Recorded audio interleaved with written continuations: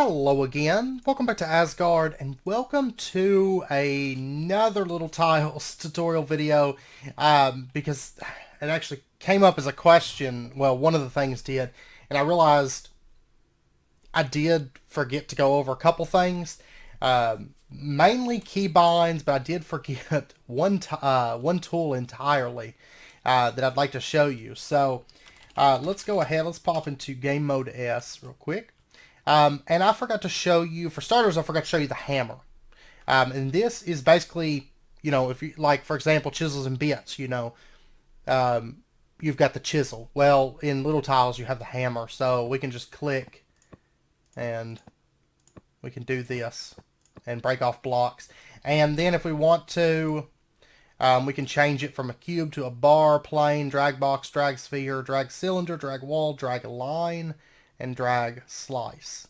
And we can basically, for example, let's do like a 4 size plane. Poof, poof, poof, boom, like that. So that's basically how it works. And of course, anything that gets broken gets dropped into your little bag. So that's the basics of the hammer. Now you also have, if I do Control Z, it does undo. Okay, and then if I do Control Y, it does redo. Okay, and this is default. If you go into your controls and you go down to little tiles, all this stuff is adjustable. So just a heads up on that. Now, in addition, let's set this up. Let's grab this to there. And let me go back into game mode C for this, just so I'll have this stuff on hand. Okay, let's craft this little thing, just as an example. And this is actually where the question came up, was rotating. I didn't even go over like how to rotate things. All you gotta do is use your arrow keys to rotate, and you can rotate it, Now, another thing that you can do is if you have, say, a structure and you want to snap it to a grid, you can hold Shift. And so now I can snap this to a grid, and then I can rotate it and snap it to a grid. So instead of having like this free move, I can just snap based on, where the structure was normally at. Like, for example, it's rotated around this way. Say it's going to snap to that grid because that's where this side was snapped to. Okay. So if you just hold Shift, you can do that. And then in addition, let's see, there's mark mode. I forgot to go over mark mode. So if you have like a structure, or this also works for certain tools like the glove and stuff like that, which I do need to go over actually one thing about the glove this episode as well. There's so much to cover that I forgot a couple things. So mark mode, basically what I can do is I can hit M while I've got like a structure or anything that can place blocks. Okay, mark. This is set to M. I'm going to change this to like just something else because I've got something else bound to M. But anyways, mark mode. By default it's M. You can change it to whatever. But if we turn this on, you can see we get this little thing. Okay. And what mark mode does, you can see it's stuck where it's at, but what I can do is I can use the arrow keys and I can fine tune this. Okay, so up and down, that's up and down, and this is left and right, and then if I hold Shift, I can move it up, move it down, just do some little adjustments like that. And then if you're in mark mode, you can hit Control M, or wait, it would be Control semicolon. And I can set this to, well, actually, we won't really be able to see it in this, but yeah, so that's mark mode as far as structures go. But for example, let's grab ourselves a little chisel, okay? And let's set this to, say, a cylinder. And for example, if I come over here and I start making a cylinder, and I bring it out, actually, it may already be... Actually, the cylinder it won't do it with. Let me change it to a sphere. I know the sphere will work. So, for example, if I bring it over like this, you can see the image just looks like a big box. So what I can do is I can go into mark mode. And you can see it actually just locks it in place, so I can actually move around and look at it. And so in mark mode with like a tool like the chisel, for example, if I have it set to mark mode and I start making adjustments, it's going to make it on this far corner. And then if I hold shift, I can go up and down just like before. So I can make it larger or smaller and all that stuff.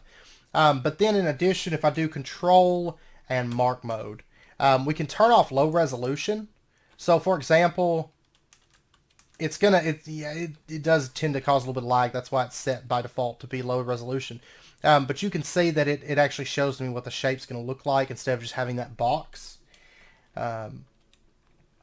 Which, depending, that can be pretty useful. And then we can also do switch position. And so what this does is, for example, now if I make an adjustment, it's on, I think, yeah, it's right here. See that little highlighted block? I can make adjustments here and go up and down. And then if I come over here and I do switch position again, it goes to the far block. So it's going to basically swap between the two different points that you selected with the tool. So that's basically how mark mode works. I think that's pretty much all that's for. But it is really, really useful if you're trying to fine tune something, and you know it might be a whole lot easier to do that than have to place down blocks or something, or you know, depending on your space that's allocated, like the space that you have to work in. That can be really, really nice for really fine tuning the way you're setting something up. Okay, and then lastly, the glove. I never showed you recipe mode. Okay, but the way recipe mode works is, let me place that. Let's say, for example, let's do something like,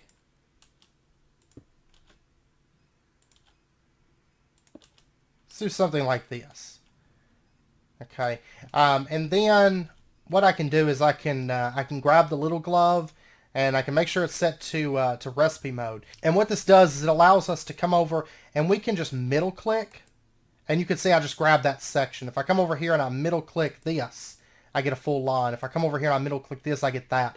So it's going to allow us to basically select any specific segment of you notice this one's only 3 long because this cube is it cuts off right there, so that's only 3 long.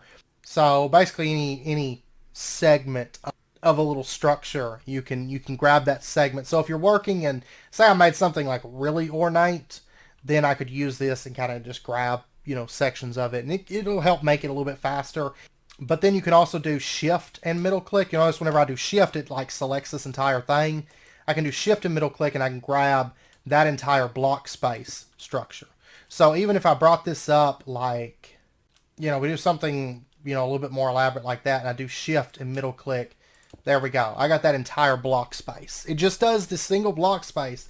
But if you have, say, something that you made, like a little like wall sconce or, you know, something like that, instead of having to bother making a recipe for just that one block, you know, recipes are nice when you're covering something, especially when it's like multiple blocks. But if you just want to move a single block space, all you got to do is use the little glove, shift middle click while in recipe mode, and you can move that. So I did forget to go over those because I went over the little glove, and then I was like, well, I'll wait till we get into the recipes and I'll show you how to do that too. And then I never did. And like I said, there was just so much to cover. Of course, there was 3 videos just covering little time. I mean, there's so much you can do with it. And once you get used to it, it all becomes really, really fluid. Learning it is, I think, the biggest process. So, but yeah, so you can do all kinds of stuff. The little glove is great for moving stuff around.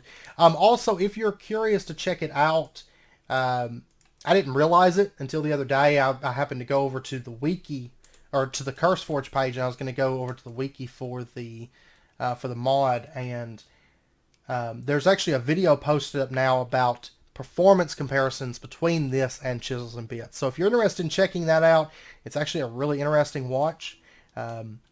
So I'll include the link down in the description for the wiki and the also for the video, you know, if you're interested in checking that out. Like I said, it's on the CurseForge page for Little Tiles. But if you're interested in seeing the comparison between it and Chisels and Bits as far as how well it performs. But yeah, anyways, that's all I wanted to cover for this episode. I know it was a bit shorter than the others, but it's just a couple things that I had just kind of slipped my mind to cover during the other 3 tutorial videos, because I think I was just like excited to get to, like the making the miniatures and the recipes and stuff, because I don't know, they're just really, really cool. But yeah, you do have all those really nice keybinds. The undo and the redo and stuff are super, super useful in my opinion. But also the glove and things like that. So anyways, I hope that answered any questions you guys might have had. And sorry I forgot about the hammer. I totally forgot about covering the hammer and showing you how you can actually chisel blocks, like with chisels and bits, for example. So I do apologize about that. But anyways, I hope you guys enjoyed the episode. If you did, as always, be sure and hit that like button and go ahead and subscribe if you're not already to stay updated with when new videos come out. And I will say there's going to be some more Little Tiles stuff whenever I start working on like some projects and stuff.